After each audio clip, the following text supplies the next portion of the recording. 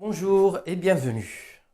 Alors, dans cet exercice, on va donc utiliser les coefficients binomiaux et aussi la formule de binôme de Newton. Alors, voilà l'énoncé. On demande d'abord de calculer la somme des coefficients binomiaux de 0 jusqu'à n. Ensuite, la somme de 0 jusqu'à n de k parmi n moins 1 exposant k. Et la somme des coefficients binomiaux facteurs de 4 exposant n pour k allant de 0 jusqu'à n.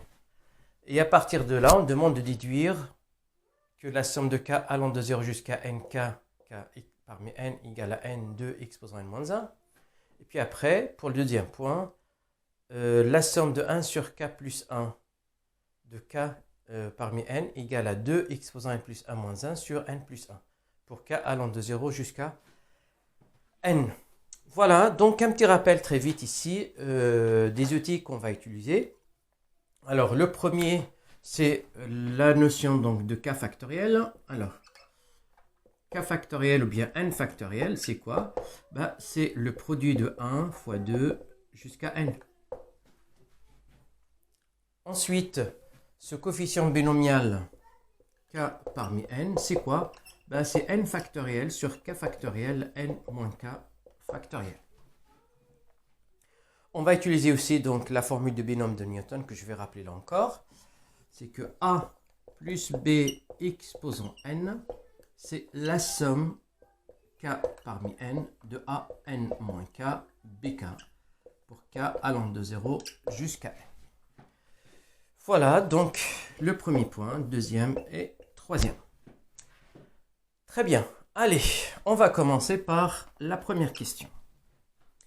Donc, je veux calculer cette somme-là. La somme k égale à 0 jusqu'à n, k parmi n. Donc, je fais une petite comparaison avec la formule de binôme de Newton. Je constate que j'ai la même chose, sauf, je remarque ici, l'absence de a et b. Alors, c'est quoi qui fait absenter donc le a et le b? C'est tout simplement lorsque a égale à 1, donc ça va faire 1. Et là, ça va faire 1 aussi. Donc du coup, ça va faire 1 que lorsque a et b égale à 1. Donc j'obtiens, ça veut dire que j'ai la même somme avec a égale à 1 et b égale à 1. Donc là, tout simplement, si vous voulez, donc je peux le détailler encore mieux. Alors là, k parmi n, et là je peux écrire 1. C'est n moins k et 1 k. J'ai bien cette formule-là, je peux obtenir la première partie. Donc, ça va faire 1 plus 1 exposant n, et qui veut dire 2 exposant n. Très bien. Allez, la deuxième, ou bien le deuxième calcul. Donc, il s'agit de calculer k allant de 0 jusqu'à n, k parmi n, moins 1 exposant k. Là encore une fois, il y a des ressemblances avec le b. Donc j'ai là exposant k, ça veut dire la valeur de b c'est moins 1. Comme j'ai pas de a, ça veut dire que sa valeur c'est 1. Donc là, je peux l'écrire encore plus en détail. Alors k parmi n, là je peux écrire n moins k et moins 1 exposant k. Comme ça, j'ai bien la formule que j'ai ici, que je peux appliquer à la lettre pour avoir donc 1 plus moins 1 exposant n. Or, 1 plus moins 1 exposant 1 plus moins 1, ça fait 0. Et 0 exposant n, c'est 0. Allez, je passe à ce calcul-là. Donc, le calcul de k allant de 0 jusqu'à n, k exposant n, 4 exposant. Alors là, pardon, c'est pas exposant n, mais plutôt exposant k. Donc, exposant k. La même chose encore une fois. Le b, je le vois très vite que ça fait 4. Et le 1, il ne se voit pas puisque 1 exposant n moins k égale à 1. Donc, je peux le faire directement ici sans le mettre en évidence comme ici. Là, ça va faire normalement 1 plus 4 exposant n. Et là, c'est 5 exposant n. Très bien. Allez, on passe aussi maintenant à la deuxième question. Donc, pour la deuxième question,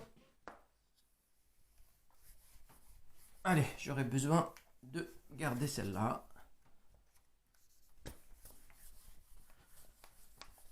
Alors, donc très bien, on vient de démontrer que celle-là, ça fait 2 exposant n. J'en aurai besoin pour la suite. Donc, je vais calculer la i. Donc, la somme de k allant de 0 jusqu'à n, k parmi n égale. Je vais donc détailler ce coefficient binomial. Ça va faire k allant de 0 jusqu'à n, k. Et là, c'est cette formule-là. Donc, ça va faire n sur n moins k factoriel, k factoriel. Bon. Alors ici, j'ai un k et un k ici. Alors, sachant que k factoriel, c'est 1 fois 2 fois jusqu'à k, ben, je peux bien simplifier un k ici pour avoir n factoriel sur n moins k. Et cette fois-ci, donc je vais avoir k moins 1 factoriel, puisqu'il y a un k qui part avec celui-là pour la simplification. Bon, à partir de là, donc je vais faire un petit changement d'indice, donc ici. Donc je vais remplacer k moins 1 par p par exemple. Regardez qu'est-ce qui se passe.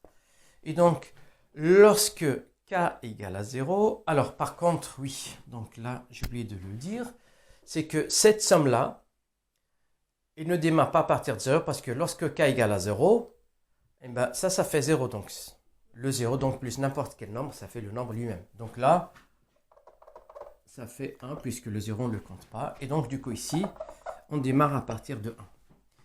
Et là, donc lorsque k égale à 1, mais p égale à 0. Et lorsque k égale à n, le p égale à n moins 1. Voilà, et donc je vais avoir n factoriel. Et là, à la place de k, je vais mettre quoi? Donc k, c'est p plus 1. Donc, qui fait moins 1, alors moins p factoriel. Puis après, là, c'est p factoriel. Très bien. Donc, le n factoriel, comme je viens de le montrer ici, je vais enlever donc là, si je vais, alors, donc, n-1 fois n. Donc, je vais enlever le n pour avoir n-1 factoriel. C'est donc, je vais retirer un n ici pour le mettre en facteur. Je le sors carrément de la somme. Et donc, je vais avoir p allant de 0 jusqu'à n-1. Et là, donc, je vais avoir n-1 factoriel. Je vais le mettre en évidence ici, n-1 moins p et p factoriel. Qu'est-ce que j'obtiens ici? Ben, j'ai la même chose que... oui. Voilà. Donc, exactement... Alors, c'est quoi ça? Ben, c'est le coefficient binomial ici. Qui est donc p parmi n-1. Et là, jusqu'à n-1. Et ça, c'est exactement que ça, mais à l'ordre n-1. Et donc, on avait démontré que ça, que c'était vrai pour n'importe quelle valeur de n. Et donc, qui veut dire que là, c'est 2 exposant n-1.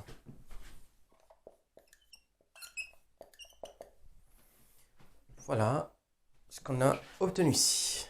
Alors, il nous reste à démontrer donc la deuxième assertion.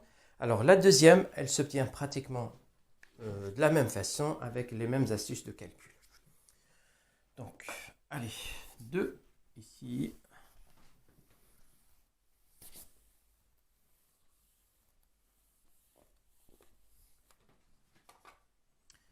Allez, pour 2, donc je dois démontrer que cette quantité-là égale à celle-là. Donc, je commence par ça. Alors, j'ai la somme de k allant de 0 jusqu'à n de 1 sur k plus 1. Et puis après, facteur de k parmi n égale. Pareil, donc je vais détailler donc l'expression de k parmi n.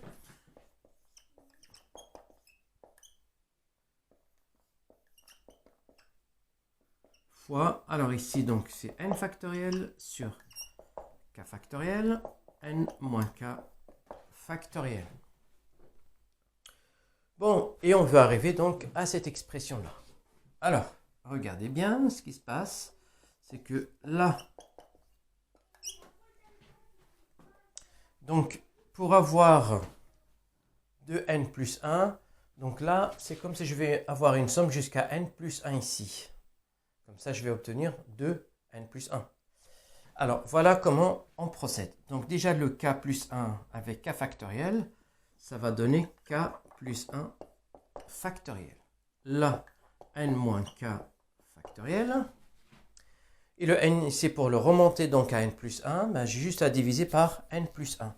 Donc, je vais avoir ici 1 sur n plus 1.